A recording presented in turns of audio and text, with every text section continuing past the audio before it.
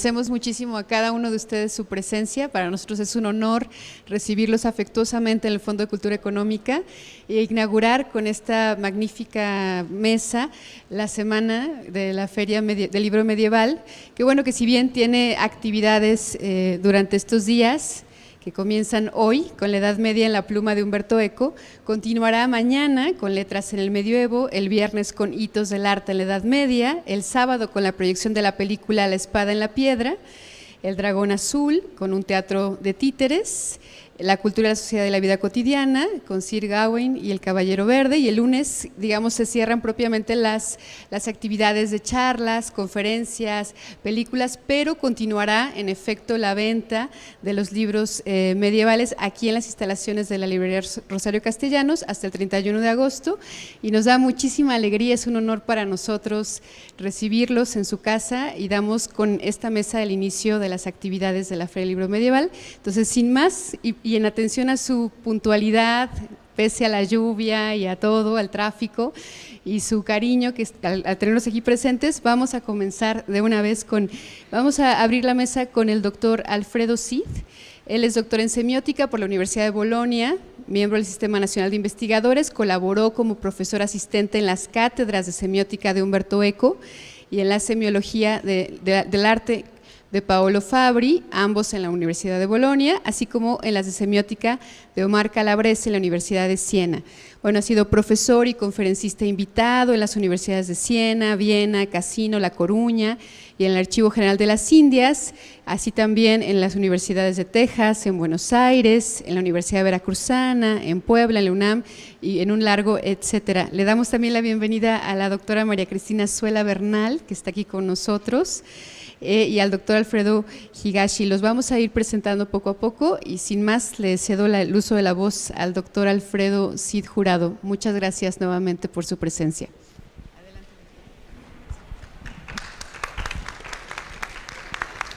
Bueno, buenas noches a todos. Gracias por estar aquí. Yo, digamos que estoy fuera del equipo en el sentido de que no soy medievalista, que más quisiera. Yo me enteré que el medioevo era algo importante para estudiar justo cuando llego con mi tema de tesis doctoral a la cátedra de Humberto Eco, y me dice, ¿de qué vas a hablar? De códices aztecas. Dice, qué interesante, ya revisaste qué pasó en el medioevo, que fue previo para que los europeos pudieran entender ese mundo de imágenes que iban a ir construyendo. Y entonces me mandó a leer a Athanasius Kircher en latín, y bueno, en fin, una serie de traumas que estoy tratando de superar después de tantos años de haber terminado esa tesis. Ahora, pues bueno, fue mi maestro, tenemos que plegarnos, ya se murió, tengo que hablar bien, tengo que decir que es una excelente persona. Lo que sí no me voy a detener es en recordar que era un gran goliardo, y por lo mismo era un gran sibarita, y por lo mismo adoraba el Pinot Grillo y ¿cómo se llama? Un tequila, bueno, aquí sí lo puedo decir, uno que se llamaba Don Julio, todavía existe, creo. Y bueno, vamos a hacer de cuenta que tenemos todos una copita de tequila, porque yo no podría hablar de Humberto Eco sin tequila. No, digamos, estaría fuera de la costumbre de lo que siempre sucedió. Perdón, no logro abrir mi presentación. A ver si alguien por ahí me puede ayudar. Me toca hablar de Eco en el medioevo. Voy a dar bueno, lo vamos a ir viendo en el PowerPoint, porque lo traté de organizar. Ahí está. Entonces, comienzo. Bueno, se supone, creo, corríjanme, yo había entendido que hoy íbamos a presentar un libro que todavía no sale. Entonces, qué mejor, ¿no? Estamos en la misma lógica que Ana. Libros que no existen, recordemos el nombre de la rosa, le dan un manuscrito. Ok, está muy bien, perfecto, estamos cumpliendo con todos estos cuadros. Vamos a hablar. Entonces, para poder presentar un libro, esto lo decía Paolo Fabri, decía, siempre tenemos que contar una anécdota, tenemos que dar un cachito de su contenido para motivar a su lectura, y después dar un motivo para que la gente lo compre y lo lea. Si no, no te vuelven a invitar a presentar el libro. Bueno, entonces vamos a hablar. Yo lo divido, el contenido de mi trabajo, con estos puntos. Una pequeña introducción.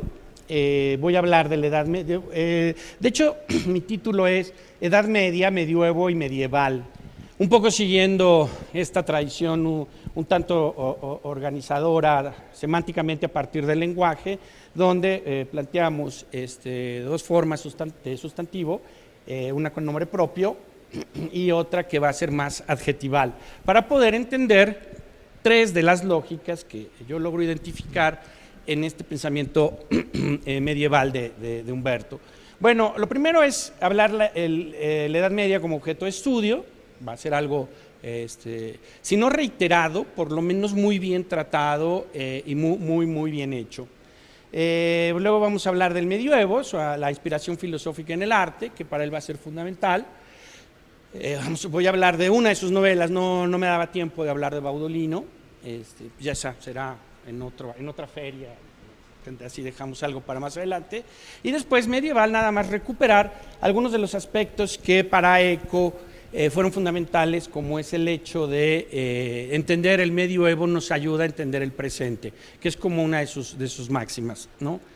Entonces, bueno, aquí tenemos un Umberto Eco jovencísimo, estudiante de filosofía en la Universidad de Turín, ocultísimo. Ahora, curiosamente se entera uno más de qué hacían las personas en vida en su funeral. Y en su funeral un par de amigos suyos que todavía le sobreviven hablaban de cómo, por ejemplo, cuando Humberto se va a hacer el servicio militar, un amigo le dice: mira, no vas a llegar ahí de sabiondo y les quieras decir a los demás chicos que vienen de toda Italia, que hablan sin fin de dialectos, no quieras ponerte como el culto porque te van a pegar o te van a maltratar o te vas a meter en problemas. Dice, a los 2 meses lo fui a buscar a la caserma, llegó y me entero que ya estaba dando clases de filosofía a los tipos después de que terminaban las prácticas de los reclutas, ¿no? Entonces dice, bueno, es ese más o menos, ese Umberto Eco, que llega a la Universidad de Turín con una amplia gusto por la religión católica, mismo que va a perder por la falta de sensibilidad de Pío XII para abrir a la Iglesia católica hacia una modernidad que, bueno, ahora con Francesco parecería que estamos hablando de 2 iglesias totalmente distintas. Pero bueno, le toca el Concilio Vaticano, le toca Juan XXIII, le tocan todos estos grandes cambios que lo van a ir alejando de su pensamiento religioso hasta convertirlo en una persona laica, ¿no? Entonces, todo esto va a pasar en ese momento, pero fíjense, va a ser muy curioso porque va a suceder que Eco va a ir madurando este pensamiento justo a partir de su contacto con la cultura medieval, que va a empezar a estudiar gracias a un profesor. Bueno, cuento esta anécdota. Partamos del hecho de que es necesario entender un par de cosas en Eco. Primero, que todo lo que él hacía era fundado en su actividad académica. Para él lo más importante era ser profesor universitario. Cuando Romano Prodi en el 94 le dice que logra ganarle la contienda electoral a Berlusconi, va a ser primer ministro de Italia, le pide a Eco que se ocupe de la cátedra, del ministerio de la universidad que se crea, exprofeso. Y Eco le dice, ¿me quieres que yo vaya a hacer el ridículo como un mal político? Ay, peje, escucha. Y que deje de ser un buen profesor universitario. A ver, yo hago más por mi país como buen profesor universitario que como un mal político. No, gracias, ¿no? Y bueno, tardaron como 10 años en volverse a dirigir la palabra. Perdón, ya quién se aquí. A ver. Entonces, ahora, una de las cosas que decía Eco, muy importante, que él lo retoma el pensamiento medieval, es que dice, la universidad tiene una tarea fundamental, que es enseñar a pensar y después a gestionar el conocimiento. Dice, nosotros podemos llenar cursos de un montón de contenidos, objetivo tal, el alumno al finalizar esto aprenderá esto y esto. No es cierto, no lo van a aprender. Es más, dice Eco, el alumno va a aprender más en los pasillos. ¿Quién sabe de qué universidad estaba hablando? No de la que yo trabajo, eso me consta. Dice, va a aprender más discutiendo con sus compañeros, incluso en el bar, donde van a confrontar lo que van haciendo propio como su conocimiento. Entonces, lo único que le queda a un profesor universitario es enseñar a gestionar ese conocimiento. ¿Qué se puede hacer con ese conocimiento? Luego, bueno, su propia universidad, su paso por la universidad. Yo me acuerdo cuando él empezaba clase, yo fui asistente de él, 7 cursos me tuve que aventar, 7 veces el mismo curso, no eran 7 cursos. Y él hablaba siempre, dice, jóvenes, porque muchos estudiantes, la primera materia que tomaban era con él, semiótica, y les decía, chicos, tengan presente a lo largo de su estancia en la universidad que solamente van a tener 1 o 2 profesores que dejen huella. ¿Por qué? Por lo que a ustedes les gusta, por cómo enseña ese profesor, por lo que se vaya dando, dice, pero solamente van a ser 2. Yo tenía 2. Uno era Luigi Pairson, que va a ser un gran filósofo, además también va a ser, ¿cómo se llama? Profesor de, ay, se me fue su nombre, de la posmodernidad, ¿cómo se llama? ¿Perdón? No, pero el otro italiano. Bueno, en fin, ahorita que me acuerdo, siempre se me olvida. Bueno, y el otro es su profesor de historia medieval, que él en clase decía el nombre, pero bueno, nunca pensé que tenía luego que venir a dar esta plática y no se me ocurrió apuntarlo. Entonces lo estuve buscando estos días y no lo encontré. Pero él hablaba muy bien de este profesor de historia medieval, que en realidad es historia de la literatura medieval. Y bueno, el último punto es que dice, el sistema universitario nace en el medioevo y con él la figura del catedrático, que para él va a ser fundamental. Bueno, aquí les pongo esta imagen que se encuentra en una de las iglesias, en la Piazza Aldrovandi, en la ciudad de Bolonia, que nos habla de la vieja cátedra medieval, ¿no? Ahí se ve este profesor sentado en su silla. Estamos hablando de varios cientos de años de maduración de la institución universitaria, porque antes los estudiantes vagaban de una ciudad a otra buscando a los mejores profesores, tomaban clase con ellos y después estos hacían un examen y si eran buenos, entonces se les daba lo que se llama la licencia docentis, o sea, el permiso para que tú puedas enseñar. Nosotros le llamamos licenciatura, pero no sirve mucho para enseñar, no para todos, ¿no? Bueno, si se fijan, ahí están los estudiantes universitarios, tienen ese gorrito que ahora en la actualidad en Italia distingue a los goliardos, por ejemplo. Bueno, pasamos al primer punto, ¿cómo se llama? El medioevo como objeto de estudio, que va a ser importante para ECO. Dice, ¿por qué es importante? Fíjense lo que él observa ahí. Dice, el medioevo inventa todas las cosas con las cuales nosotros ahora tenemos que hacer cuentas. Dice, los bancos y los cheques, la organización del latifundio, la estructura de la administración de la política comunal, nosotros no le llamamos así, pero más o menos queda clara, ¿no? Que es la organización de alcaldías y nosotros presidencias municipales, etcétera, así los definimos nosotros. La lucha de clases y el pauperismo, o sea, esta idea de que hay ricos que tienen mucho y pobres que tienen poco, y se empieza a hacer conciencia de esa diferencia que ya no es una decisión divina, sino que puede ser cuestionada. Dice, y sobre todo al final, después de la gran ¿cómo se llama? Plaga de la peste. La diatriba entre Estado e Iglesia, que también ahí se empieza a madurar. La universidad, el terrorismo místico. Dice, y si sustituimos las Islas Maldivas por Jerusalén o por Santiago de Compostela, tenemos todo, dice, incluida la guía Michelin. ¿Por qué? Porque nace el turismo de grandes masas.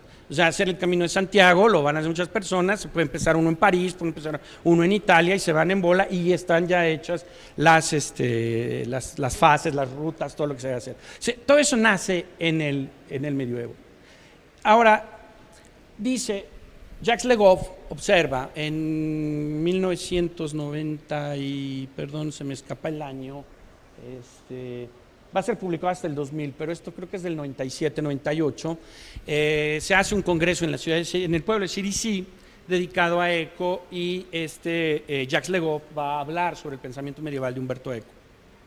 Dice, y Jacques Le Goff le tenía un grande aprecio, de hecho sacaron una columna juntos donde estaban construyendo el pensamiento europeo y ambos coincidían en decir que la idea de europeidad había nacido en el medioevo.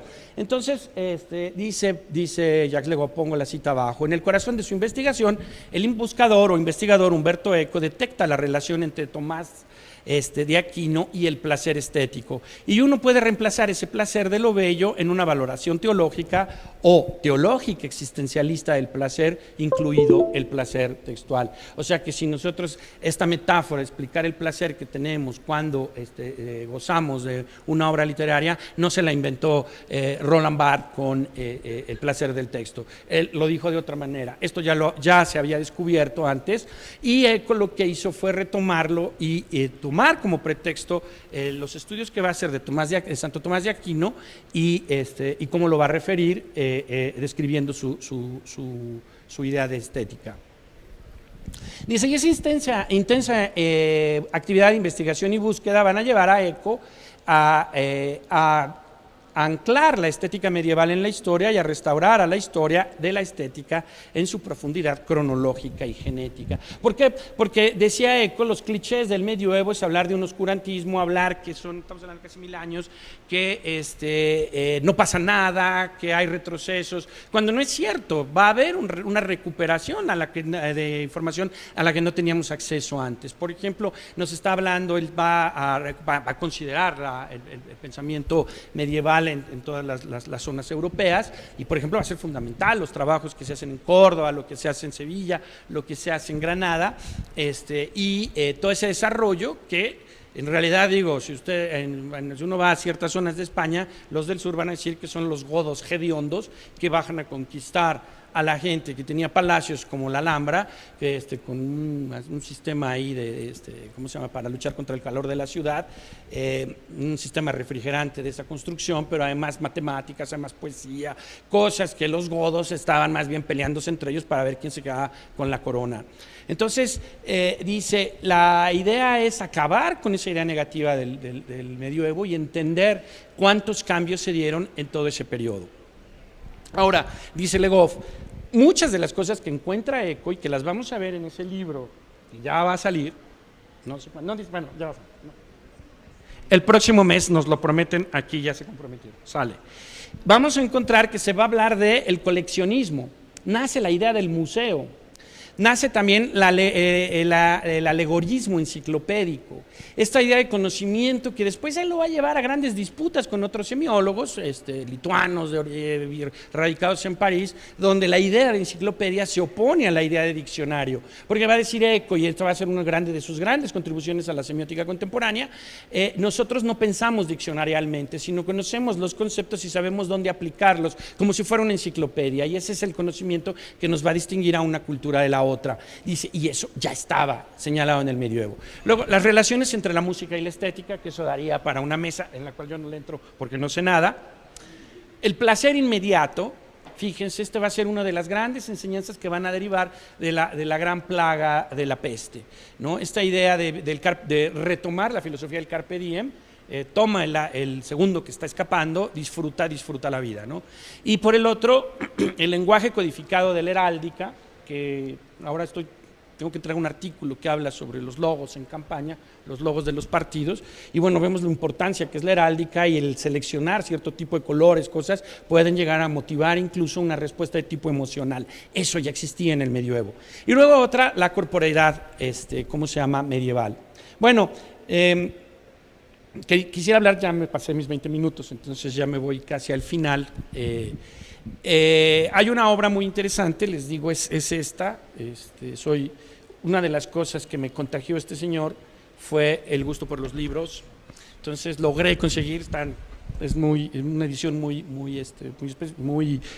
difícil de conseguir, sobre el Beato Eliébana. Este libro es interesante por dos razones. En primera, porque es un estudio muy cuidadoso, muy bien hecho, filológicamente sigue criterios rigurosos, pero nos habla y nos explica semióticamente cómo funcionaba esta hiperfragmentación de la imagen que iba a constituir grandes bloques de significado. Señores, estamos hablando del Beato Eliébana, que habla del Apocalipsis y lo ilustra en pequeñas miniaturas, y que de alguna manera es un antecedente a lo que actualmente conocemos como Internet. Entonces, el Internet, aunque no hubiera computadoras, ya existía en el medioevo, por lo menos en el pensamiento de algunos de sus hombres más ilustres. Entonces dice, bueno, más o menos esto señala él. Fíjense, esta cita sí la leo rapidísimo. porque nos habla de ese pensamiento visual que se compone de distintos bloques de imágenes que van a confluir o se van a separar y que nos van a ayudar a entender o no entender lo que llamamos como globalización. Dice, un texto es un desfile de formas significantes que esperan ser rellenadas. O sea, yo veo una imagen y no me dice nada hasta que yo quiero decir que dice. En realidad, la semiótica parte del hecho de que nosotros estamos viendo siempre espejismos, vemos lo que queremos ver, lo que podemos ver y lo que sabemos ver. Si no sabemos, si no queremos y si no podemos, no vemos nada, somos ciegos. Bueno, dice, entonces por eso tienen que ser rellenadas. ¿Y qué la historia? Dice, Roland Barthes se encarga de rellenar. Los resultados de ese rellenar son casi siempre otros textos. O sea, cuando yo veo una imagen y digo qué es, estoy inventando un nuevo texto. Dice Peirce, mejor dicho Peirce, semiólogo, filósofo norteamericano, los hubiera llamado interpretantes del primer texto, o sea, un signo que interpreta a otro. No es casual si en estas páginas y en las siguientes de este volumen, se está refiriendo a este, dice, no aparece la transcripción del primer texto, y no solamente porque sea muy conocido, el hecho es que este volumen trata de algunos interpretantes del texto llamado Apocalipsis. O sea, el Beato Eliévana escoge solamente algunas imágenes y nos permite una conexión lógica para que entendamos qué hubo antes y qué hay después. No necesito ponerte todas las imágenes en concatenación. En realidad, el tiempo del cómic ya quedó relegado. Ese cómic que nos hablaba de un cuadro con otro y se iban sumando, ahora podemos sustraerlos y sin eso no podríamos establecer una comunicación certera y eficaz en Internet. Bueno, estas son, dice, ¿qué nos deja este estudio? Ya me voy acercando al final. 1. Identificar el comportamiento medieval en una capacidad humana para interpretar y explicar la semiótica. O sea, para Eco, la semiótica se entendía mejor, o él la entendía mejor, por el amplio conocimiento que tenía del comportamiento interpretativo del medioevo, o nacido en el medioevo. Es decir, distinguir los usos de la imagen y sus estrategias de visión a partir de los recursos existentes. ¿Con qué contaba el Beato? Contaba con miniaturas, pero también dice, esta cultura gris, oscura, no era tal, están llenas de color, llenas de vida, es un celebrar la vida en continuación. Eso es algo que después lo va a retomar en El nombre de la rosa. Y bueno, reconocer las reglas de composición visual que permiten ubicar la presencia de una estética, en este caso una estética de tipo medieval. Creo que ya me pasé muchos y después, porque quería hablar del nombre de la rosa, que va a ser su modelo estético, y después cerrar con las claves que él da 10 posibles medioevos, y dice cada quien puede escoger. Si quieren, eso sí los vemos, ya el nombre de la rosa. Pues no sé, yo invitaría a ver si podemos hacer más adelante algo. Este año se cumplen los 50 años del nacimiento de la novela. De hecho, les decía, vamos a tener un congreso en Italia, y creo que podríamos hacer también una mesa redonda celebrando sus posibilidades, sobre todo porque va a haber una serie de televisión para los que les gustan esas cosas como a mí. Y dice entonces, déjenme ver, a ver, fíjense lo que él dice, en verdad, yo me decidí a contar el medioevo, está hablando El nombre de la rosa, decidí a contar del medievo, o sea, desde el medioevo, y contar en el medievo. Dice, y por boca de un cronista de la época. Dice, era un narrador que apenas empezaba, y hasta ese momento los narradores que yo había visto se encontraban desde el otro lado de la barricada. Yo soy un crítico semiótico de la literatura, y entonces me permito decirle al escritor en qué te equivocaste. Dice, a ver, sí es cierto, pásate ahora a volverte narrador, ¿no? Dice, ese es mi gran reto con El nombre de la rosa. Dice, me daba vergüenza contar historias. Dice, me puse entonces a leer y a releer a los cronistas medievales para adquirir el ritmo y el candor. Ellos habrían hablado a través de mí, y yo era ¿cómo se llama? Y así se me quitaba cualquier sospecha de que lo estuviera haciendo bien o lo estuviera haciendo mal. Libre de estas sospechas, pero no de los ecos de la intertextualidad, porque tuve que recurrir a otros libros para poder escribir un libro nuevo, descubrí así que los escritores siempre lo han sabido y que tantas veces nos lo han dicho, y dice, los libros hablan siempre de otros libros, y cada historia nos cuenta una historia que ya se contó. Esa es su gran idea de su novela medieval. Porque además, si ustedes se acuerdan cómo empieza El nombre de la rosa, está en Praga, que además esto es verídico, estaban en un congreso de semiótica, llegan y les dicen, se tienen que desalojar porque están entrando los tanques ¿cómo se llama? Praga, los subieron en coches y los llevaron a la frontera con Suiza y de ahí tuvieron que salir. No se sabía qué iba a pasar. Bueno, después subimos y más o menos estamos hablando del 68, pues sí, hace exactamente 50 años, ¿no?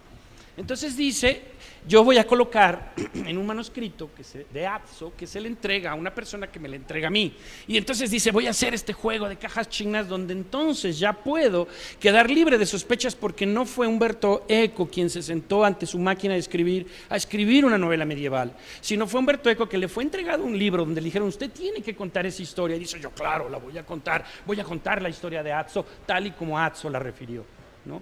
Y dice, este juego de cajas chinas es algo que, dice, aprendí del medioevo. Entonces decíamos, bueno, vamos a ver las 10 formas de pensar el medioevo. 1. El medioevo como una manera y como un pretexto. Él observa el ejemplo de Torcuato Tasso y el melodrama. Dice, el medioevo como una visitación irónica, como hace Ludovico Ariosto. El medioevo como un lugar barbárico, como dice Ingmar Bergman en el séptimo sigilo, se llama. Ajá. El séptimo sigilo, es que yo lo vi en italiano. Sí, sí. Entonces dice, bueno, el medievo romántico, esa idea donde Abelardo enfrenta al rector de la Universidad de la Sorbona, lo derrota, le hace ver que es un estúpido, que no sabe. Digo, no sé qué hubiera visto Abelardo si hubiera visto los memes estos y digamos, desborde de falta de inteligencia, de atacarnos mutuamente porque ibas a votar por uno o por el otro, ¿no? Pero bueno, que esta idea romántica de que Abelardo logra derrotar a este rector, que este rector lo manda, ¿cómo se llama? Lo castra, y entonces sublima todo su amor a Abelardo hacia Eloísa con poesía, ¿no? Y entonces le hace el amor con la poesía. Y es romántico, hay otras formas de hacer el amor y a lo mejor son más interesantes. Bueno, está el medievo de la filosofía perennis, de Santo Tomaso, pero no de Aquino, sino el otro. Dice el medioevo de las identidades nacionales, que por ejemplo la Italia del Risorgimento la va a retomar y va a decir, bueno, estaba la Lega Lombarda, estaban una serie de pequeñas ciudades que se agruparon para contrarrestar la embestida de los francos o la embestida de los germanos, y bueno, esas ayudaron después a construir posteriormente las micronacionalidades que actualmente componen Italia. Dice el medioevo carduchiano, y aquí habla de Rossetti, de la idea deforme, de los Fedeli dell'Amore y de estas interpretaciones mítico-místicas, por ejemplo, que se van a hacer del Dante, de la Divina Comedia. El medioevo di Muratori, de Rerum ¿cómo se llama? Italicarum, que es la reconstrucción filológica como un modelo para comprender la explicitación del desarrollo intelectual y ese desarrollo intelectual aplicado a la explicación de fenómenos culturales. Y luego dice el medioevo de la tradizione, dice que es el culto al saber antiguo, y por último el medioevo de la tesa del milenio. Esto lo vimos hace unos 18 años, ¿se acuerdan? 19, se iba a acabar el mundo. Luego, no contentos con eso, en el 2012, una lectura errónea de 2 inglesitos que leen mal a Stephen y estos viajeros de Yucatán, y identifican que se iba a acabar el mundo el 12 de diciembre, no sé qué de diciembre, porque ese día los mayas habían decidido que se acababa el calendario, bla, bla, bla. Bueno, pues todas estas cosas eran un pensamiento milenarista que quedó como herencia de aquello que pasó en el final del primer milenio, y entonces nunca, cuando pensamos que es el 2012, en diciembre de 2012 se iba a acabar el mundo, fuimos más medievalistas, más medievales que ahora, ¿no? Y bueno, ya cierro mi participación. Conclusiones, bueno, esta es la biblioteca de Eco, no sé, hay un gran problema porque se supone que la deja para la Universidad de Bolonia, pero no hicieron bien las gestiones, entonces ya la ciudad de Milán dice, esta biblioteca no sale de aquí porque ya forma patrimonio de la ciudad, y bueno, no sé, hay un pleitazo ahí y nos meten a muchos, porque dejó ahí como 40 nombres de personas que éramos responsables de esa biblioteca. Yo, a mí no me metan, yo vivo en México, arréglenselas, porque sí hay cosas maravillosas en esa biblioteca. Lo peor que puede suceder es que por un pleito legal eso no tengamos acceso a ella en los próximos 10 años, ¿no? Pero bueno, ese es, para que no aclaró bien las cosas en su testamento. Obras de Eco que hablan del medioevo. Las novelas situadas en el medioevo son El nombre de la rosa, de la que ya hablamos, Baudolino, de la cual podríamos hacer también un encuentro en un futuro. Y bueno, todas estas toman, estudian el medioevo como ejemplo para explicar un problema filosófico, político, semiótico, estético o artístico, o como objeto de estudio. Está desde su tesis de doctorado, que es el programa estético en Tomás de Aquino, arte y belleza en la estética medieval. En la definición del arte toma algunos aspectos del medioevo, era como parte de abordar un problema de estudio. Luego viene la definición del arte, lo mismo. Hay otro librito por ahí que se publica en español, que es La Nueva Edad Media, donde nos da una serie de conceptos, algunos de ellos son los que yo he referido en esta plática. Está el Tratado de Semiótica General, donde nos pone ejemplos también de pensadores, filósofos medievales. Las postillas al nombre de la rosa, Semiótica y Filosofía del Lenguaje, de los espejos y otros ensayos, Los límites de la interpretación, La búsqueda de la lengua perfecta. Este libro surge de esa colección que va a dirigir Jacques Le Goff y que van a hablar del nacimiento del pensamiento europeo desde el medioevo. Y luego viene la estrategia de la ilusión, La Agustina de Minerva, reflexiones sobre la bibliofilia, la historia de la belleza, la historia de la fealdad, del albero al labirinto, Studi storici del segno e dell'interpretazione. Los primeros 5 ensayos son sobre pensamiento medieval, El vértigo y las listas, cultura y semiótica, Nadie acabará con los libros, La Edad Media, el primer volumen que ya salió, Bárbaros, cristianos, musulmanes, y luego Scritti sul pensiero medievale, que es y los que van a llegar. Bueno, muchas gracias.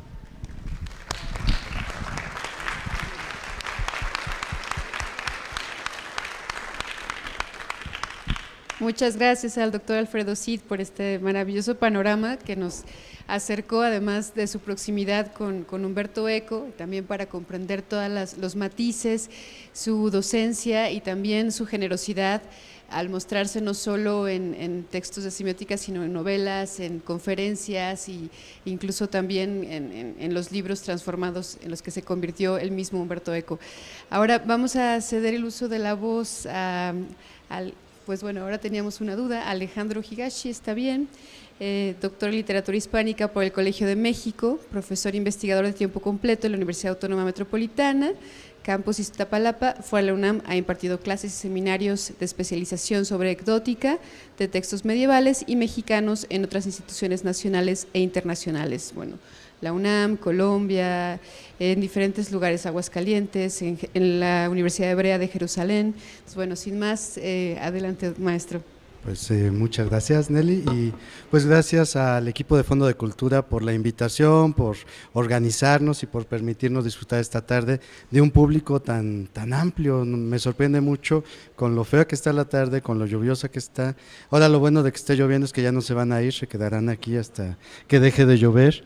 Y bueno, creo que lo que nos ha presentado Alfredo, pues nos deja ver que cuando hablamos de Umberto Eco estamos hablando de una personalidad polifacética que hace un momento platicaba yo con un amigo que anda por aquí, con Emilio, de cuál sería el eje de la actividad de Umberto Eco, y Alfredo lo ha definido muy bien, su ámbito docente. Es decir, él tiene la cátedra de semiótica y en ese momento se vuelve semiótico, pero él termina su tesis doctoral y en ese momento pues está haciendo estética medieval, filosofía medieval y bueno, y así. Y creo que en los últimos años, sobre todo en el ámbito de su labor como escritor, pues en realidad empieza a entender que lo más importante no es reflexionar sobre Tomás de Aquino, sobre la estética o sobre problemas muy importantes para la Edad Media, sino en quitarle todo este cochambre de edad oscura con la cual siempre nos presentan a la Edad Media, y en ese momento empieza a escribir y creo que se vuelve un gran divulgador de la Edad Media, que es un papel que a veces parece muy secundario, pero creo que en nuestras sociedades actuales, al menos siglo XX y XXI, el papel de la divulgación ha sido cardinal. En el ámbito de las ciencias, sí se habla ya de la divulgación como una disciplina seria y muy relevante, y creo que cada vez es más importante en las humanidades darle ese espacio fundamental, es decir, el de la investigación, el de la gestión del conocimiento, el de la evaluación del conocimiento, sin duda es importantísimo y no podemos despegarnos de él, pero claro, si no permitimos a la sociedad que ingrese con paso seguro a todos estos campos de conocimiento especializado, de conocimiento académico, pues nos estamos perdiendo de un enorme público y que al final pues es el usufructuario de los encuentros, de los hallazgos que nosotros como investigadores vamos logrando en el ámbito de la cultura medieval. Ahora, este libro de la Edad Media, el tomo 1 que ya tenemos, Bárbaros, Cristianos y Musulmanes, sin duda es fundamental para México en esta traducción del Fondo de Cultura Económica, muchas gracias. Sin duda es fundamental leer las primeras 20 o 25 páginas que precisamente escribe Eco, porque de una forma muy lúdica, muy amena, nos invita a pensar en lo que no es la Edad Media. ¿Por qué? Bueno, dentro de esta tipología de 10 formas de pensar la Edad Media, yo creo que una muy importante es pensarla mal. Y bueno, en buena medida traduzco lo que dice Humberto Eco. ¿Qué pasa? Cuando nos acercamos a la Edad Media, pues siempre pensamos que es una edad terriblemente religiosa, terriblemente oscura, terriblemente violenta, terriblemente bárbara, como si el siglo XX no fuera bárbaro, como si el siglo XXI no fuera violento, como si nosotros, por ejemplo, y esto es voy a hablar de vicios, esto es un vicio renacentista. Las primeras personas que pensaron que la Edad Media era oscura y que valía la pena acabar con ella, pues precisamente fueron los prehumanistas, los humanistas y el Renacimiento de forma general. ¿Por qué? Porque era muy conveniente decir, no, la Edad Media no somos nosotros, no nos representa, nosotros venimos con una nueva propuesta que es el humanismo. Y a mí me dan mucha risa los manuales, porque en los manuales uno ve Edad Media eminentemente oscura y religiosa. Claro, no perdamos de vista que religión y oscuridad no es un producto ni siquiera del Renacimiento y ni siquiera del siglo XX, es un producto del iluminismo del siglo XVIII al XIX, donde claro, pues en la pugna con la Iglesia como institución, no como religión, en la pugna con la Iglesia como institución, pues la política tiene que hacerla parecer terriblemente oscurantista. Entonces, fíjense cómo se empiezan a sobreponer capas y capas y capas de malos entendidos sobre el concepto medieval. En realidad, la Edad Media, pues es una edad muy rica, lo dice Humberto Eco en estas paginitas iniciales, son 10 siglos, es un milenio, durante el cual tuvo que haber pasado mucho. No pudo haber sido una etapa de oscuridad religiosa, sí, la religión fue importante, pero fíjense en estos manuales, pasamos del Renacimiento, de la Edad Media al humanismo renacentista y entonces la sociedad en su conjunto deja de ver a Dios y empieza a mirar al ser humano. Pues no es cierto. En México, en el siglo XXI, si yo les pregunto cuáles son las fiestas más importantes de sus vidas, pues ha sido el bautismo, ha sido la confirmación, ha sido... quienes llegaron a los 15 años, porque ahora las generaciones de jóvenes ya no quieren llegar a los 15 años, las jóvenes ya no quieren esas fiestas, pero si llegaron ahí, y si no llegaron, seguro van a llegar a una boda y van a llegar a una serie de fiestas que son parte de la sociedad, no es que sea una imposición religiosa.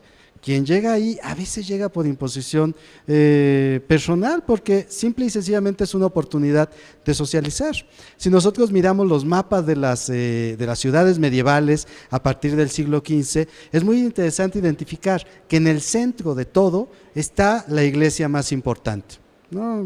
La abadía, lo que sea, pero siempre la mayor relevancia en el centro geográfico de las ciudades medievales. ¿Saben por qué? Porque eran centros de reunión social.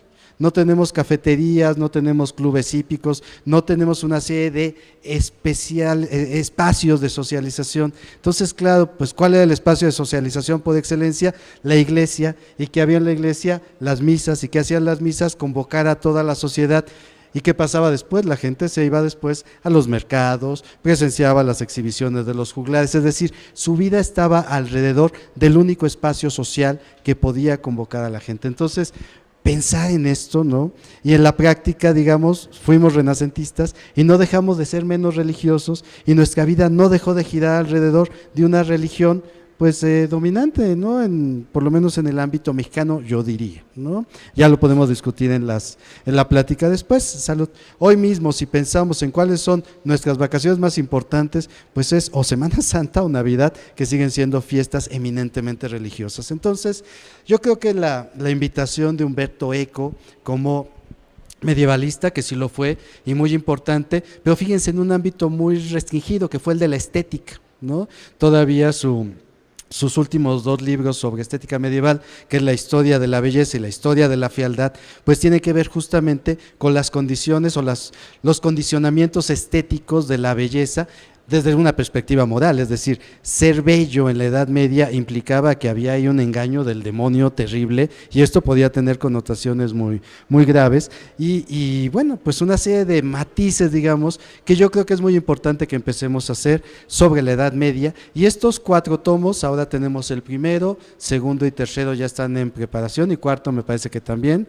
que saldrán ya en este año, tendremos los 4 tomos. Entre este año y el siguiente tendremos los 4 tomos. Son obras muy importantes, y desde el índice del primero y segundo tomo, que ya tendremos muy pronto, ustedes verán, por ejemplo, que es una Edad Media que no nos esperamos. No empieza hablando de la Edad Media religiosa, empieza hablando de la filosofía. Porque aunque el desarrollo de la religión fue muy importante, quizás lo fue más el desarrollo de la teología, y la teología no es otra cosa más que la capacidad de pensar desde una perspectiva abstracta en cuestiones que no son de este mundo, ¿no? Entonces, fíjense qué forma, y además una teología que abarca muchos espacios, ¿no? La tesis doctoral de Umberto Eco de 1956 justamente habla del pensamiento estético en Santo Tomás.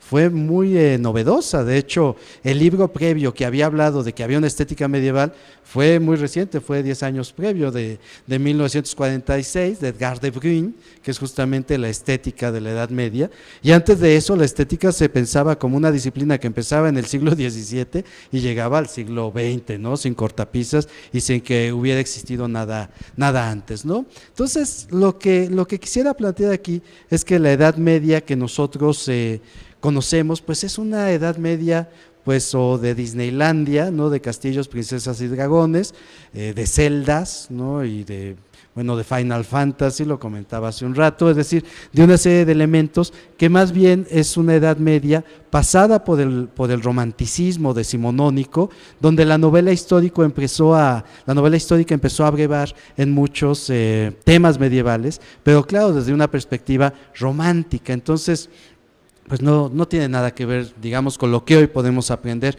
en estos volúmenes, ¿no? Empieza por filosofía, pero después rápidamente se desplaza a los inventos medievales, que en buena medida muchos pues todavía siguen organizando nuestra vida actual, ¿no? La brújula, por ejemplo, es un invento medieval y empieza a ayudar a que la navegación deje de ser costera y los barcos empiecen a aventurarse a mar abierto. Eso era impensable antes de tener una brújula, pues una vez que uno abandona las costas, pues está absolutamente perdido. Entonces, pequeños inventos que van marcando rutas, que por ejemplo el invento de la brújula marca el desarrollo de una náutica muy distinta, que al final se transforma en una náutica comercial y que permite que nazca el capitalismo. Los primeros billetes son medievales, ¿no? De finales del siglo XIV-XV, y son pues como letras de cambio, ¿no? Que al final van a tener influencia hasta nuestros días. Seguimos utilizando billetes y seguimos en una edad muy moderna, pero cuyas bases principales pues es justamente la Edad Media. Si hablamos de conceptos tan fundamentales como el amor es un invento profundamente medieval, ¿no? A nosotros nos parece que el amor es un sentimiento muy actual. No es cierto, ¿no? El amor, una vez que se consolidaron los núcleos urbanos, y esto es mucho más cercano ya al Renacimiento, y estuvieron en juego una vez que uno pues quería casar a sus hijos y a sus hijas, ¿no? Respectivamente, pues estaban en juego las propiedades. Y los apellidos tenían un valor territorial. El apellido no tenía que ver con dinero que estaba en el banco, tenía que ver con los territorios del duque de Soria, del duque de esto, del conde de tal, el conde de Niebla, pues es porque era el dueño de un territorio que se llamaba Niebla, y el duque de Soria pues era dueño del territorio que se llamaba Soria, y cuando casaba a su hija tenía que pensar con quién la iba a casar, que no fuera a perder su territorio. Y el que era papá del joven con quien iban a casar a la hija del duque de Niebla, pues tenía que pensar que la chica, por ejemplo, llegara virgen al matrimonio. ¿Por qué? Porque era la única forma de garantizar que el heredero de sus propiedades, pues realmente iba a ser un primogénito y no un hijo, pues Dios sabe de quién, ¿no? Entonces, muchas ideas que hoy nos parecen, estas ideas del amor como lo conocemos es una idea literaria y que nace precisamente en la zona de Provenza, una zona donde los poetas, para sublimar estas ideas del amor en un ambiente donde las relaciones matrimoniales pues tenían una nota de conveniencia, diríamos hoy, desde el siglo XXI, pero que pues en la Edad Media, finales y en el Renacimiento, tienen más bien pues una nota de mantener esas riquezas dentro de las grandes familias para que esas riquezas no se pierdan. La noción de amor, los poetas que hicieron, dijeron, vamos a inventarnos damas de las cuales nosotros nos vamos a enamorar. Petrarca, por ejemplo, ustedes saben que tiene todo un cancionere que dedica a Laura. Es muy probable que esa Laura no haya existido, es decir, nosotros tenemos todo un canzoniere que habla de un amor que es fundamentalmente platónico, de una relación que no existió, ¿no? De las cartas de Abelardo y Eloísa, que son muy hermosas, pues es muy probable que hayan sido ejercicios retóricos con los cuales Abelardo enseñaba en su clase de retórica a escribir cartas de amor.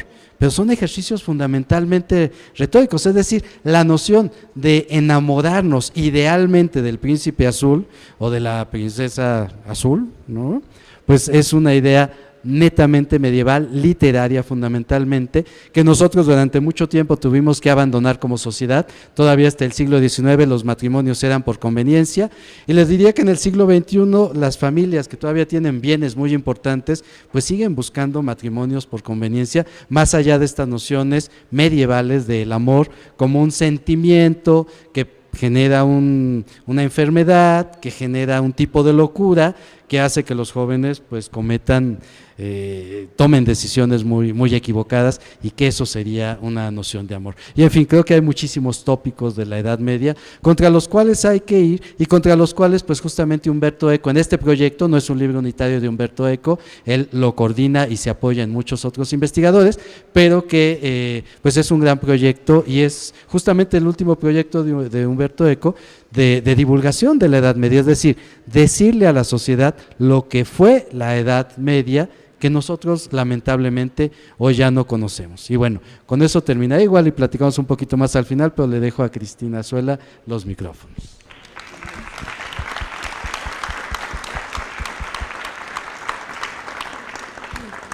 Muchas gracias al doctor Alejandro Higashi.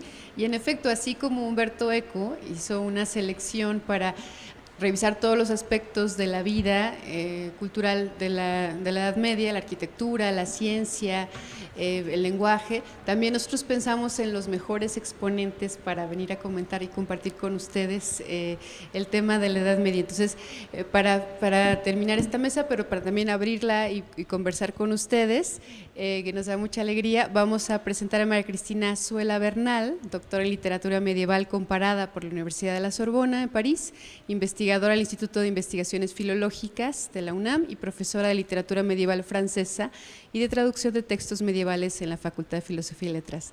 Adelante, doctora, muchas gracias.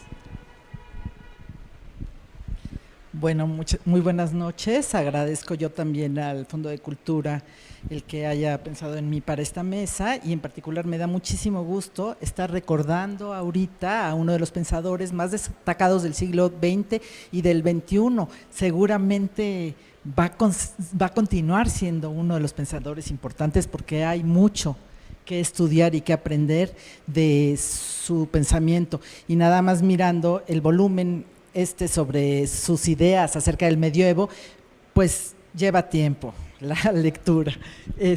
Realmente hay mucho todavía que hablar sobre Umberto Eco. Si me vieron estar escribiendo mucho en la compu mientras ellos hablaban, es que estaba tachando todo lo que ya no iba a poder decir porque ya lo estaban diciendo ellos. Entonces tengo ese pequeño problema, pero voy a tratar de ir brincando de ideas. Todos sabemos, y ya nos lo dijo el doctor Cid, el peso de los trabajos sobre semiótica de Umberto Eco y su impacto en la cultura moderna, pero como aquí vamos a ver el asunto de los temas medievales, en esta feria que se ve que promete ser una feria magnífica, realmente han elegido muy bien. me parece además muy no solamente importante, sino brillante, que hayan decidido abrir esta feria con la figura de Umberto Eco, porque realmente es un pensador del medievo que no solamente abre muchísimos caminos y muchas perspectivas para hablar de esta época tan complicada y tan larga, sino que, como lo dijo el doctor Higashi, nos ha permitido conocerlo no desde el punto de vista filosófico o semiológico muy profundo y muy sesudo y muy complicado, y que no todo el mundo accedemos a tanta sabiduría, sino también a través de su narrativa, que nos abrió todo. Yo diría que El nombre de la rosa va a ser una de las piedras angulares para este rejuvenecimiento y esa renovación del interés por los estudios medievales.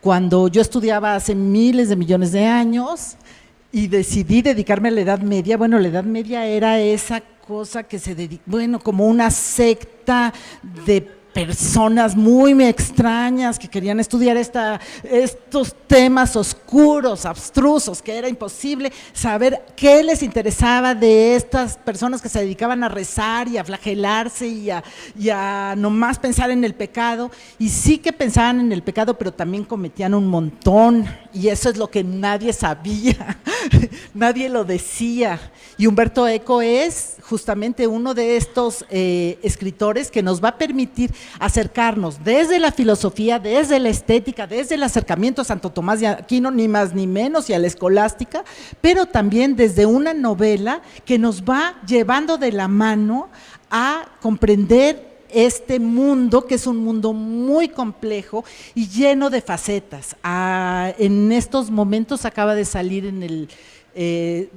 en la revista del Seminario de Poética del Instituto de Investigaciones Filológicas al que yo pertenezco, y no es que esté haciendo un anuncio, pero acaban de dedicar justamente el dossier más importante de la revista a Umberto Eco, y reproducen en este dossier, hacen un artículo sobre semiología, pero un artículo que fue muy importante en el momento en que salió El nombre de la rosa, que escribió Annunziata Rossi, que es una estudiosa de la Edad Media, del Renacimiento, pero realmente de una cultura que la ha llevado también a estudiar a los poetas modernos y a hacer comparaciones entre Joyce y la Edad Media, todo exactamente como lo hace Umberto Eco justamente en ese volumen. Es decir que siempre nos vamos encontrando con estos puntos de relación entre las cosas más modernas, como Joyce puede serlo, con la Edad Media, como lo decía el doctor Higashi.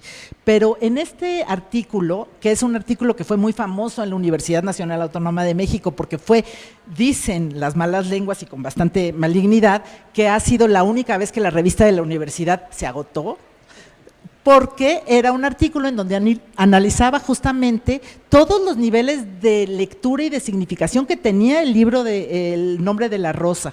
Y entonces nos permitía darnos cuenta de que no teníamos que ser unos especialistas en semiología para poder entender todos los niveles de significación que hay en este libro, porque nos iba llevando poco a poco por todas lo que significaban las cosas, y de una manera deliciosa, con este personaje que además el libro se publica y muy pronto va a aparecer la película con el inolvidable Sean Connery como el detective medieval, el Sherlock Holmes medieval, que sin embargo es un antiguo miembro de la Inquisición, es decir, perfecto para Sherlock Holmes, pero no, es decir, muy medieval en esta idea, ¿no?, de la persecución, pero también los inquisidores son la orden de los dominicos, que son los más estudiosos, los más avesados en toda la cosa de la interpretación. Entonces,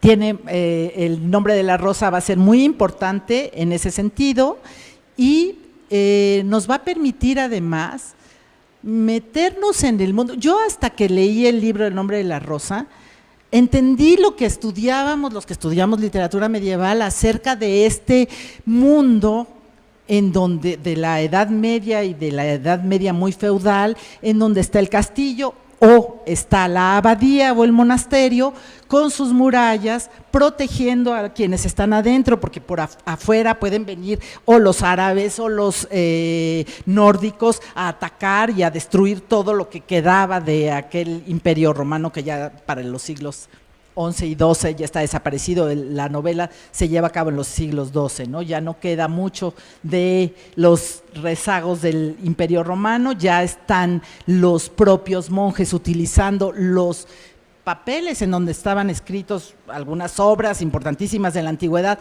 las están convirtiendo en palimpsestos y están tachando, borrando lo que hay escrito sobre la antigüedad para contar la historia del santo local. A veces es una historia muy interesante, a veces si acaso borraron la comedia de Aristóteles, el estudio sobre, pues no sé si valió tanto la pena, pero ya estaban haciendo esto, es decir, ya no conocían, ya no entendían el griego y el latín con dificultades, muchos de ellos, incluso del estrato clerical. Va a haber ya muchas críticas de curas de pueblo que ya no saben latín y que tienen que dar la misa en latín, entonces dicen una cantidad de disparates que los que sí saben todavía latín están aterrados. Entonces hay en la Edad Media y ya a partir de los siglos XI y XII, en donde ya las lenguas vernáculas han adquirido fuerza y están produciéndose las nuevas géneros literarios que tal vez no existían en la antigüedad clásica y que de pronto están surgiendo como estas canciones de amor, ¿no? Con esta invención del amor romántico, ¿no? En donde, ahora que lo estaba explicando también el doctor Higashi, me acordé que a pesar de que hay todo este mito del poeta enamorado de la dama, hay algunos debates, hay un género de poesía trovadoresca en donde hay debates, y en un debate que es interesantísimo, hay una dama que le dice, es dama Isabela, se conoce, y le escribe al poeta, al trovador Elias Cairel, le dice, oye, tú escribiste unos poemas maravillosos sobre mí, sobre tu amor por mí, ¿qué pasó? Porque ahora yo sé que tú tienes otra novia. Y Elias Cairel le dice, óyeme, mira, sí estás muy guapa, sí eres muy lista y muy virtuosa y me caes muy bien, pero tú ya sabes que yo lo único que tenía que hacer era ganar ese concurso y que yo estoy en esto como todos nosotros los juglares y los trovadores, pues tratando de ganar un reconocimiento, y ese reconocimiento nos lo ganamos así, cantándole a una dama, y tú eres una dama magnífica para que yo te cante, pero tengo mi novia. ¿Qué quieres? Entonces hay incluso dentro de la literatura, nos vamos encontrando ya ese reflejo, esa conciencia, que es una conciencia que pareciera que los teóricos de la literatura nos la vinieron a recordar diciéndonos la literatura es la construcción de un mundo que a veces refleja la realidad y a veces no, porque el mundo de la literatura se construye dentro de la literatura y es literario, no tiene que ser el mundo real, no se vale decir, ay, esta obra no sirve porque así no fue la historia. La historia es como yo, no, esta es la historia del que cuenta García Márquez cuando dice todo un pueblo olvidó la matanza que había sucedido el día anterior y todo el pueblo lo olvidó. Bueno, así puede ser una metáfora, puede no serlo, pero es el mundo literario y así es, y no se vale decir, pues no hay niños que nazcan con cola de cochino. Nadie lo sabe, no lo sabemos, ¿no? Entonces, hay que tener mucho cuidado cuando estamos hablando de literatura, y en ese sentido, Eco hace una obra de gran erudición, pero que también va a hablar de temas muy importantes que nos atañen a nosotros, como es el asunto de, bueno, todo el mundo conoce, todo el mundo ha leído el libro, pero poner el punto, o sea, el acento en este hombre que por fanatismo religioso y por una conciencia cristiana demasiado rígida es capaz de quemar unas obras irrecuperables y además de poner en riesgo la vida de varios, bueno, más bien de echarse al plato a algunos y poner en riesgo la vida de los otros, es muy importante, y es muy importante que se haga por la destrucción de un libro que hablaba justamente de la risa. Porque eso va a ser uno de los puntos que tenemos nosotros como ventaja, a diferencia de otras épocas en donde no se toma, y en la Edad Media realmente había una polémica acerca de si Cristo había reído o no había reído, entonces si los monjes tenían derecho a reírse o no, a pesar de que San Francisco, justo San Francisco, es un monje que se ríe constantemente, ¿no? y que tiene esta alegría de vivir y que está hablando constantemente, y no es casualidad que Humberto Eco esté hablando de estos franciscanos y de la lucha de los franciscanos por acceder a nivel de una orden religiosa que estuvieron así, de que no los hicieron, que los declararan herejía como declararon tantos otros movimientos religiosos en su época, ¿no? Entonces, es una obra que está construida para quien sabe y para quien no sabe de la Edad Media, y que a veces da ganas de averiguar, a veces no, pero que siempre nos va a dar algo, y la relectura nos va a volver a dar algo, y la película también. O sea, a mí me pareció, esa serie va a ser magnífica, pero a mí la película me parece que incluso ayudó también al revival, o como se diga, esta cosa del rejuvenecimiento del interés por los estudios medievales, y que nos hizo un gran favor, porque a diferencia de mí, que estudié cuando nadie se dedicaba a eso, ya yo puedo llegar a dar mis clases y decirles a los chicos, a ver, díganme ustedes en qué piensan cuando les habla uno de la Edad Media y no dicen en la película de Walt Disney de Merlín, ¿no? Sino que ya pueden decir, pues en el rey Arturo, ¿no? Tal vez ellos todavía no saben, porque eso se los voy a enseñar yo, que el rey Arturo es un rey que pertenece al mundo menos cristiano del cristianismo medieval, del tan cristiano mundo medieval, y que este mundo medieval está compuesto de muchas facetas, en donde una de las más importantes para el caso de la literatura va a ser esta comunicación entre la cultura cristiana dominante y las culturas marginadas y echadas de lado y dejadas en el folclore, que se quedan como tradiciones vivas, transmitidas oralmente, igual que la literatura muy sesuda y que la literatura muy importante, igual que las clases se daban oralmente y no se escribían, casi no se tomaban apuntes. O sea, la cultura es una cultura oral, y la literatura se transmite toda ella de manera oral, incluso las novelas artúricas, incluso las historias de amor, todo se transmite de manera oral, pero lo que sí se transmite en el fogón y con las comadres y las abuelas y el mundo, casi el mundo más femenino, son los cuentos, son estas historias folclóricas, los cuentos de hadas, y eso viene de sustratos que son sustratos paganos y no forzosamente sustratos cristianos. Entonces, lo que pasa con el amor cortés, que es un amor totalmente pecaminoso, en donde se está alabando el deseo y el cuerpo, aunque sea en los sueños del trovador, aunque no está probado que no se haya llevado a cabo nada de lo que él sueña, tampoco está probado que sí, pero no está probado que no. Entonces, no se puede decir que es un amor sublimado, es un amor que está basado en el deseo por un cuerpo real. Esto no es muy cristiano. No lo es. El doctor Rubial, que va a venir a dar yo creo que la última conferencia de este ciclo, es profesor, es una de las eminencias de la UNAM, y da una clase de historia de la cultura medieval, que es la cosa más maravillosa que puede cualquier persona hacer por sí misma en cualquier momento de su vida, se los digo por su conveniencia. Pero comienza su curso diciéndonos, a diferencia del mundo de la antigüedad, el mundo de la Edad Media parte de un principio cristiano que es muy problemático, que es convertir al cuerpo en lo pecaminoso para permitir que el alma y la espiritualidad sean lo primordial en la Edad Media. Y el hecho de que la salvación del alma sea lo más importante en esta ideología cristiana dominante es la mejor manera de convertir a todo un espacio cultural como el occidente europeo en una civilización completamente neurótica. ¿Por qué? Porque no podemos vivir negando el cuerpo y sus instintos y sus necesidades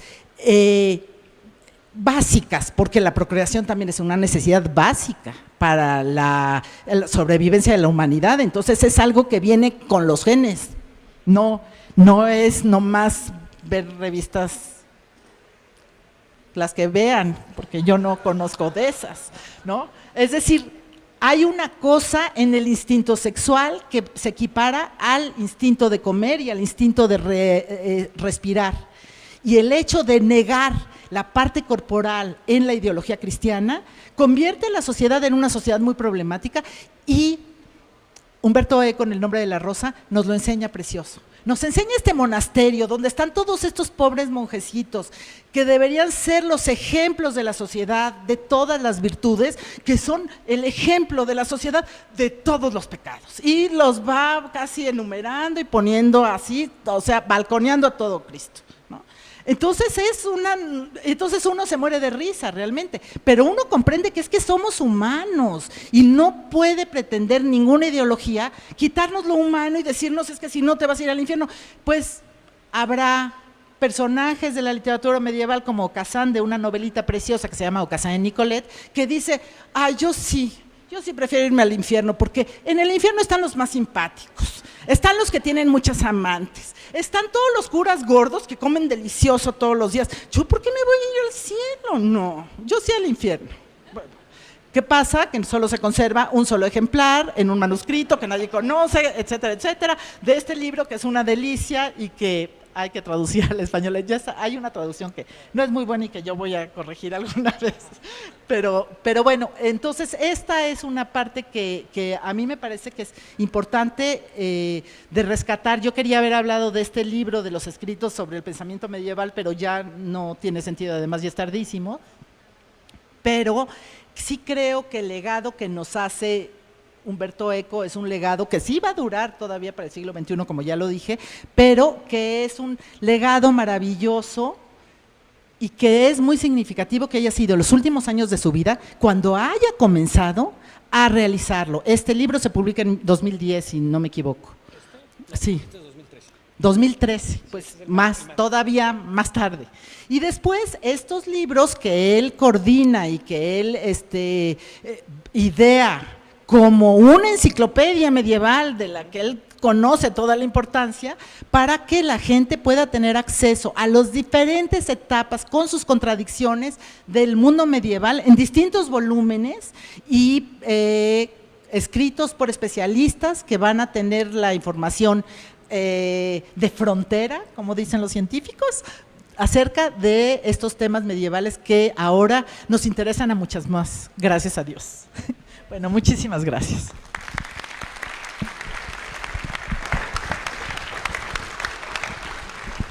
Muchísimas gracias a la doctora María Cristina Zuela Bernal. La conferencia que nos estaba comentando tendrá lugar el sábado 18 de agosto a las 5 de la tarde. Se llama Cultura, Sociedad y Vida Cotidiana en la época medieval. Participarán Aurelio González y Pérez, Rubén Andrés Martín y Antonio Rubial García, y moderará nuestra editora de sociales, Samari Palomares. Entonces, muchísimas gracias. Como todas las mesas, promete ser una maravilla. Yo ya voy a dejar de trabajar. Fantástico, nosotros encantados de tener aquí a la doctora con esa chispa y esa ganas de contagiarnos y acercarnos a los libros medievales. Podemos abrir el micrófono unos momentos si ustedes quieren conversar un poco con los participantes o si ellos mismos quieren comentar algo. Adelante, doctor. Sí, yo antes de que perdamos este ambiente tan cálido del nombre de la rosa, sí quisiera recordar, hay una parte, hay como una dimensión de la que uno se enteraba ya en esas famosas cenas, acabando clase, ¿no? En la que Eco contaba, por ejemplo, y que son muy divertidas, porque es toda la parte yoquerelona, la parte más goliárdica de Eco en El nombre de la rosa, está en sus anécdotas. Entonces, habría que recordar los que hayan estado ahí, que Eco va a ser invitado a la Universidad de Buenos Aires a impartir una conferencia en coordinación con un gran liceo que tienen ahí, que es muy famoso. Y le toca establecer un diálogo con Jorge Luis Borges.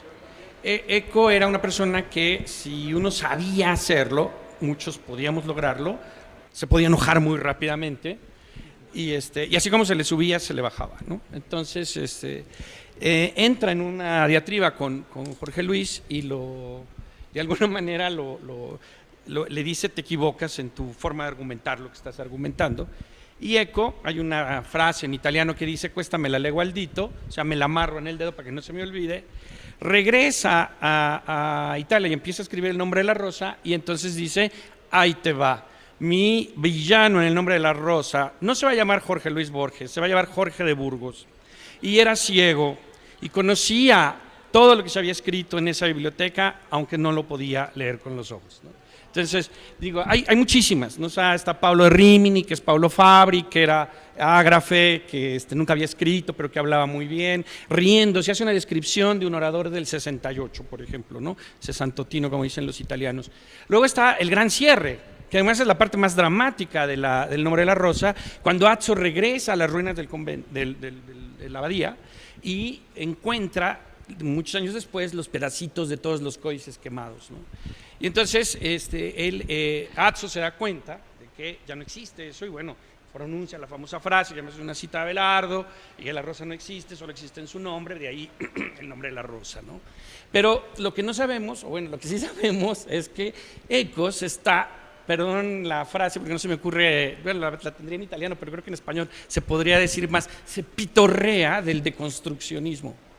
Porque dice, a ver, tú puedes separar la obra y la puedes desmenuzar, pero hay un principio semiótico que él además retoma, dice mucho en sus clases, citando a otro gran semiólogo, Yuri Lodman. Dice, de una vaca tú puedes sacar muchos bisteces, pero si juntas muchos bisteces jamás podrás hacer una vaca.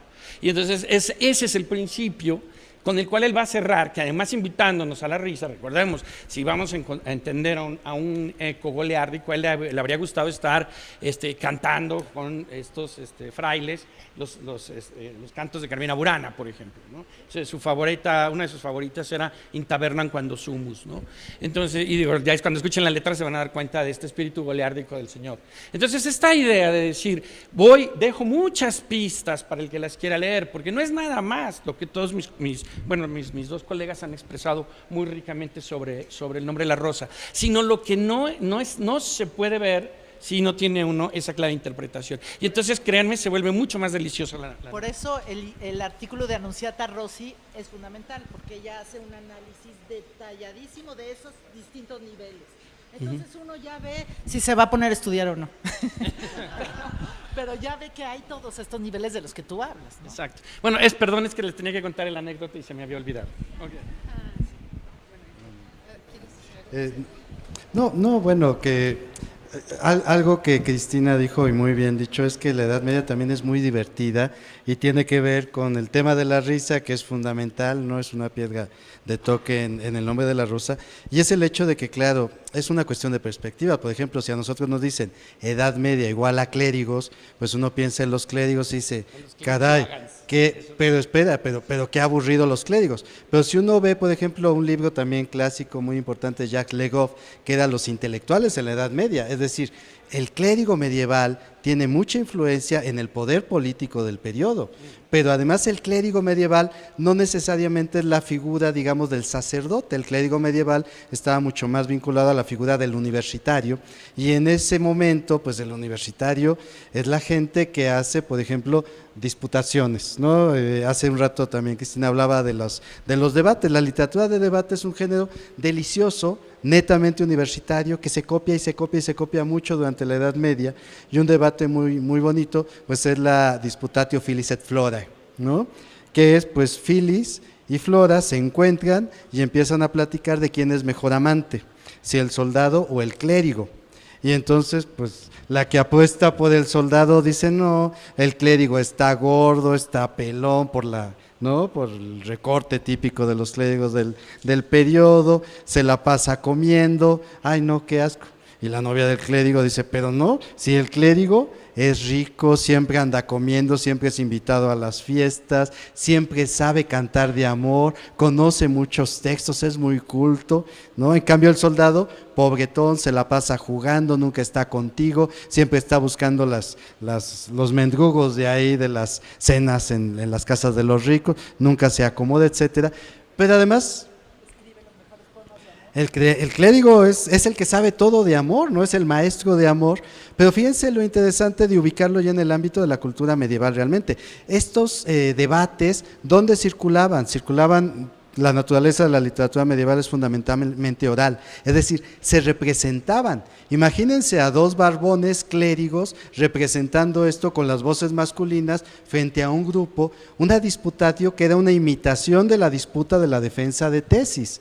Es decir, lo que hacían era pitorrearse de uno de los momentos más significativos de la vida universitaria, que era llegar a la defensa de tesis frente a los maestros, poniendo a dos mujeres, ¿no?, con toda la perspectiva y el marco misógino del periodo. En las universidades muy notorio el ámbito misógino, porque las mujeres simplemente no podían ingresar a estudiar en la universidad. Había una justificación médica, ¿no? La norma de salud para la época pues era fundamentalmente el equilibrio entre los 4 humores, y bueno, el hecho de que las mujeres tuvieran que enfrentar mensualmente la menstruación, pues hablaba de gente que no podía ser sana, ¿no?, que estaba pues virtualmente enferma cotidianamente, de forma cotidiana. Entonces, todo esto, digamos, tiene una explicación médica. Llegar ahí y poner a estos barbudos fingiendo las voces femeninas para hablar de quién es mejor amante, si el clérigo y el soldado, y claro, pues fundamentalmente una perspectiva de género, pues el mejor amante siempre era el clérigo, pues si eran clérigos los que escribían estos debates. Entonces, una etapa muy rica, ¿no?, y con muchos matices que a veces, lamentablemente, pues la falta de conocimiento de estos periodos pues nos hace olvidarlo, ¿no? Bueno, no sé, íbamos a abrir al público. Sí, muchas gracias por desmitificar la Edad Media, y pues si levantan a alguien la mano, hay un micrófono por ahí que se puede acercar a ustedes. Hay una pregunta, por favor. Ahí va.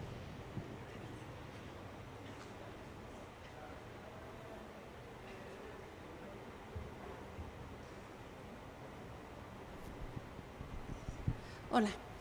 Buenas noches y muchísimas gracias, ha sido una delicia escucharlos. Creo que se está pasando un poco por alto esta forma también de pasar el conocimiento, que es a través de los manuscritos, y si hubo una edad riquísima fue la Edad Media, ¿sí? Y además también había caricaturas, por ejemplo, todo este periodo, políticas de risa, y contra los curas había bastante también. Y pues bueno, solo quería decir eso. Muchas gracias. A reserva de lo que digan aquí mis colegas, claro que hay muchísimos manuscritos y esta es una producción maravillosa, pero es para los happy few, porque no todos saben leer en esta época. Entonces, esos manuscritos, hay muchísimas representaciones de alguien como en un estrado, con un atril y el manuscrito, leyendo para un público, ¿no? Y por eso él habla de estas representaciones, porque se leía mucho, la transmisión más importante se hace de manera oral. Y claro, los manuscritos hay otro tipo de transmisión y sus variantes y todo, pero sí creo que la transmisión más importante es oral. Hasta el siglo XIX, decía la doctora Margit Frank, leer en la definición quiere decir oír, decir, leer oralmente, leer en voz alta. Entonces, hasta el siglo XIX. O sea que… Sí, bueno, y la idea del manuscrito es eso, es un ejemplar único, entonces muchas veces estaban guardados en estas abadías, en estas grandes bibliotecas, y no todo el mundo tenía acceso a ellos, ¿no? Había mucho control. Entonces no podemos decir que fuera un fenómeno de masas, ¿no? Eso es un hecho, aunque bueno, gracias a estos copistas se pudieron transmitir algunas cosas, otras virtualmente se perdieron, porque una de los textos que revisaba ayer de ECO habla precisamente de esta idea del palimpsesto, ¿no? De borrar códices para poner otra cosa encima, y que fue una actividad bastante frecuente, bastante común. Sí, incluso tenemos desarrollos muy complejos, ¿no? Si pensamos en las cantigas de Alfonso X en el ámbito español, pues tenemos ahí un ejemplo para España de multimedia, que eso ya lo había dicho Alfredo hace un momento, porque tenemos el texto con la notación musical, es decir, es un texto que realmente su destino es ser cantado, pero al mismo tiempo tenemos un recuadro de iluminaciones con 6 cuadros donde hay una progresión narrativa y podemos ver cómo se ilustraba el texto.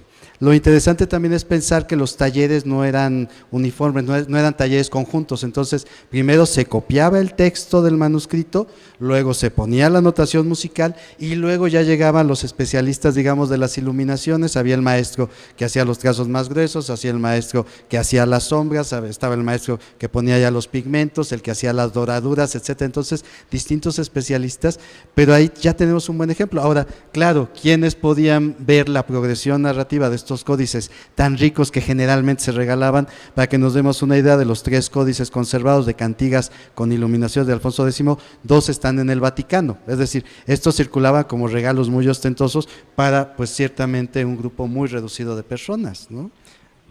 Y además está el otro caso, que es el caso de los exultet, que es muy interesante, porque además ese exultet eran 2 rollos que tenían ilustraciones y estaba la letra. Para que me entiendan, es una especie como de antiguo karaoke. Entonces se le iba dando vuelta al rollo y iban pasando las letras y se iba marcando, el maestro iba cantando lo que se iba diciendo. Pero fíjense esta idea de linearidad que va de arriba hacia abajo, como los créditos de una película. Eso es medieval. Y si nosotros pensamos en cómo está ordenada la visualidad al interior de Internet, es medieval, porque vamos de arriba hacia abajo. Si tenemos un touch, le vamos haciendo con la mano así. Bueno, en esa época era darle vuelta al rollo y bueno, había que cambiarlo, pues era la tecnología a disposición, ¿no? Bien. Pues ahí está otra pregunta, por favor, gracias. Buenas noches. En la novela se plantea al personaje de Francisco de Asís como alguien muy controversial que planteaba un riesgo para toda la iglesia. ¿Podrían dar algunos comentarios sobre esta figura de Francisco de Asís? El asunto, ¿por qué era controversial? Porque planteaba la pobreza. Planteaba que Jesús y sus apóstoles no tenían posesiones y eso implicaba que la iglesia perdiera, o sea, si la iglesia aceptaba esa premisa, pues no iba a tener derecho a tantas riquezas y esa vida lujosa y tanto poder. Entonces, eso era lo que estaba en juego en la novela, ¿no? En esa discusión de si los iban a admitir o no, ¿no? Y además hay un factor muy importante ahí, porque de alguna manera el hecho de que Eco lo introduzca en la novela es para hacernos entender qué podría haber sido, o cuál podría haber sido la dimensión de las otras órdenes mendicantes que sí fueron suprimidas a veces con extrema violencia y que habían sido desechadas y que él retoma. Entonces, para que se entienda qué podría ser en la actualidad una orden mendicante a la que tú tengas acceso para comprender, está la figura de San Francisco de Asís, ¿no? Entonces, de alguna manera, esta idea, ¿cómo podríamos llamar? Este recurso perifrástico, no sé cómo llamarlo, donde te pongo una cosa y para que me la entiendas, te pongo un ejemplo al que puedas acceder, pero además de alguna manera lo dramatizo para introducirlo dentro del relato, es parte de esa vocación divulgativa de Humberto, ¿no? Y quizás también la parte gozosa, ¿no? Esta idea de que él era el que podía reír y que es algo muy antiguo. Ya la primera regla monacal que tenemos, la regla de San Benito, que es de por ahí del siglo VI después de Cristo, ya uno de los capítulos expresamente se refiere a la risa. Y lo que dice no es que diga que está prohibida la risa, pero sí sugiere que las risas muy estruendosas, las carcajadas, pues están asociadas a lo diabólico, a lo demoníaco.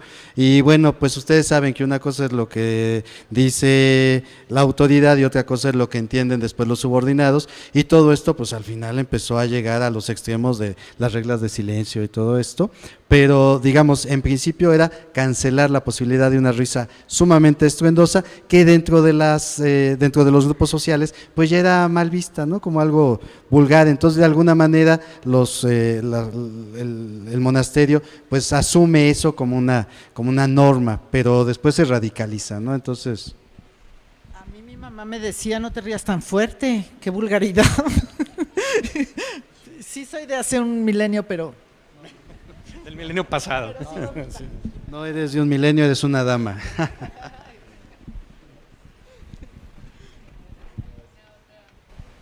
¿Alguna otra pregunta por ahí? Cerramos. Hay una más.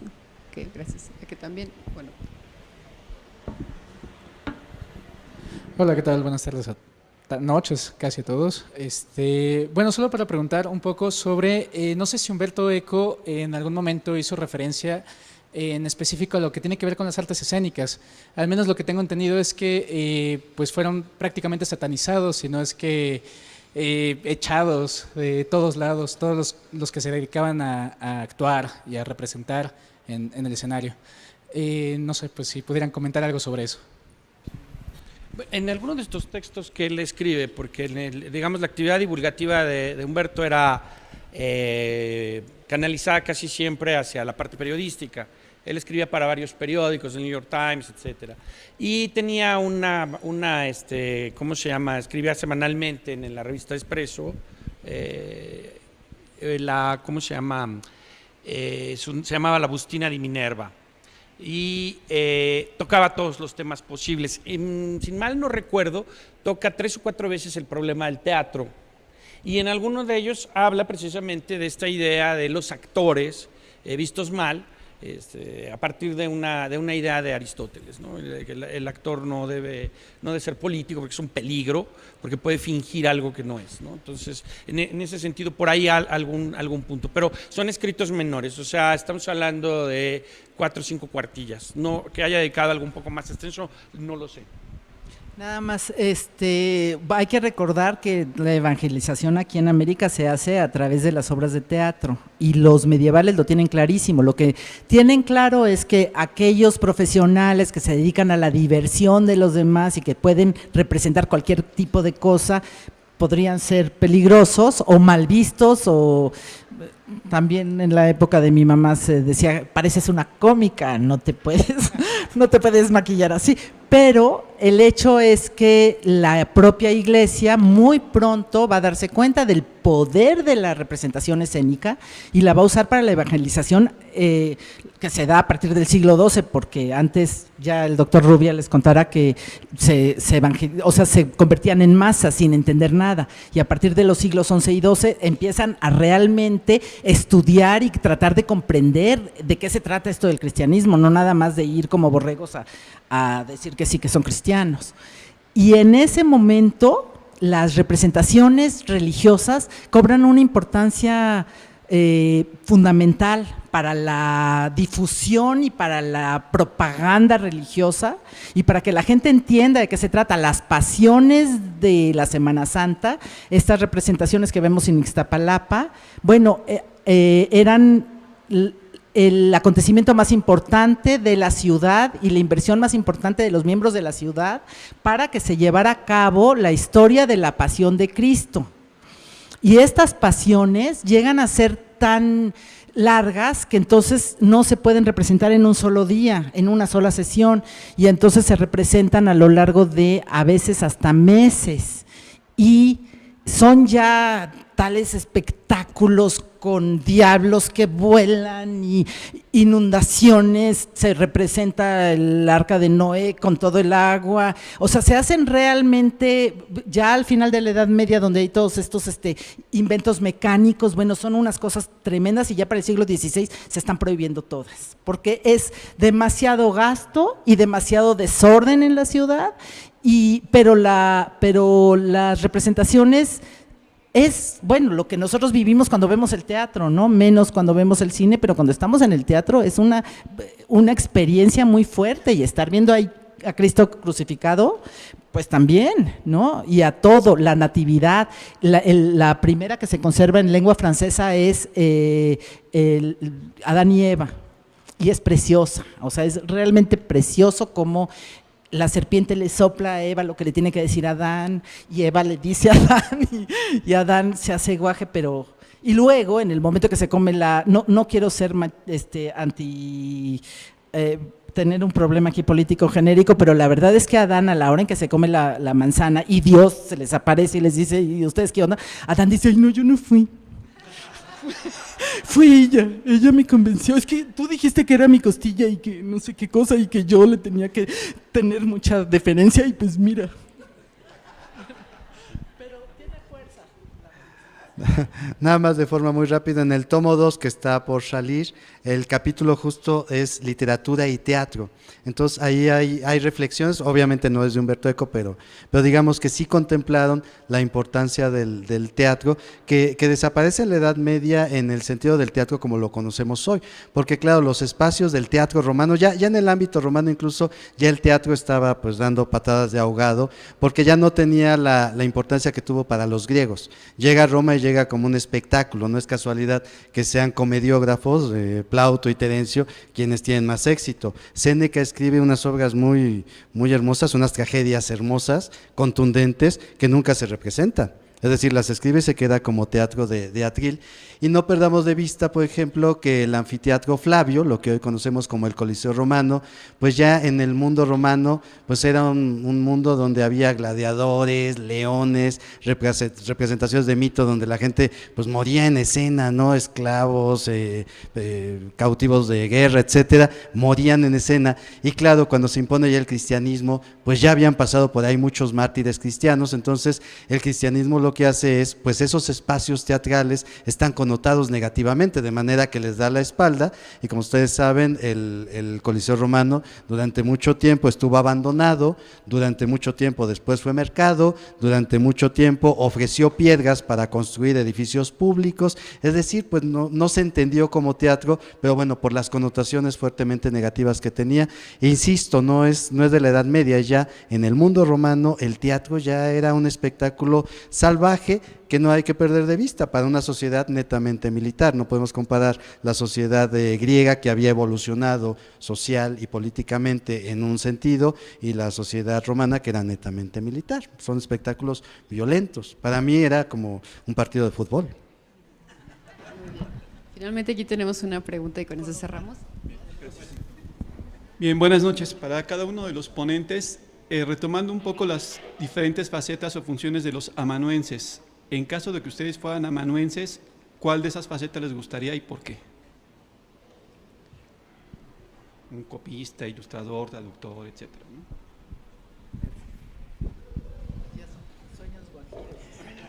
Pues es como ser diabético y entrar a una dulcería, ¿no?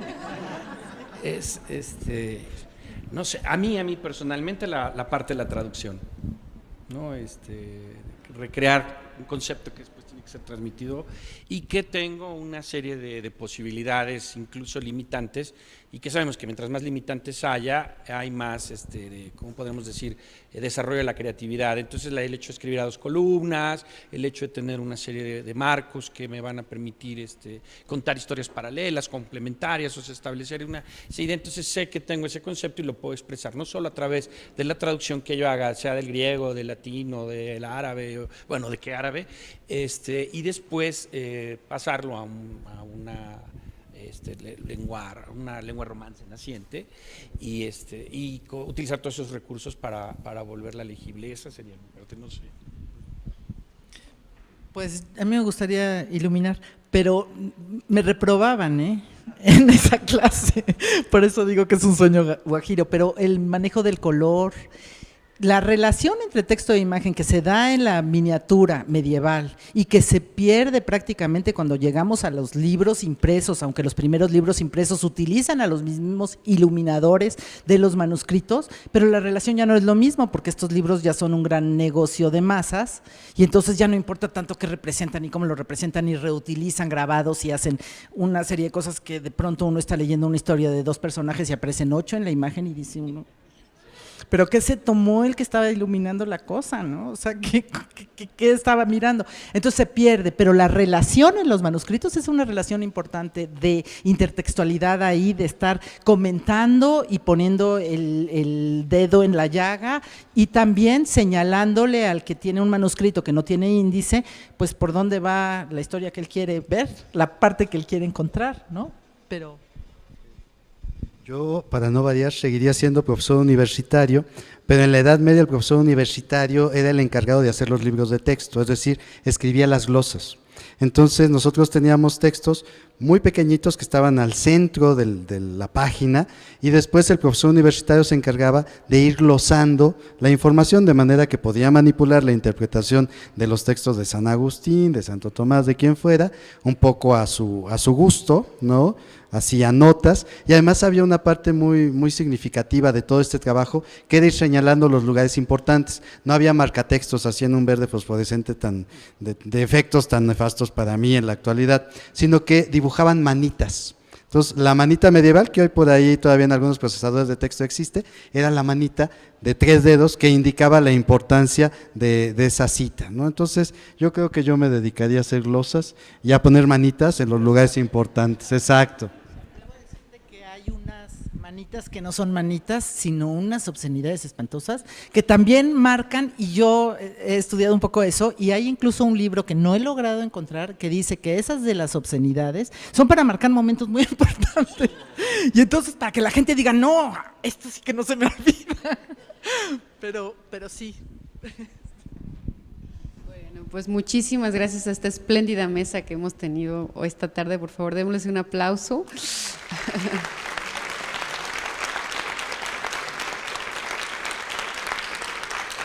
Y yo aprovecho el momento para entregar las constancias de su participación.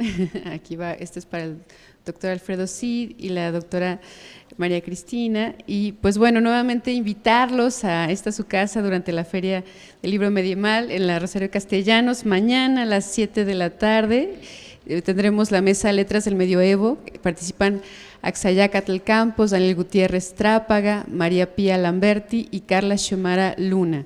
Por favor, no se lo pierdan. Muchísimas gracias por su presencia. Los abrazamos y les agradecemos por haber estado con nosotros. Gracias.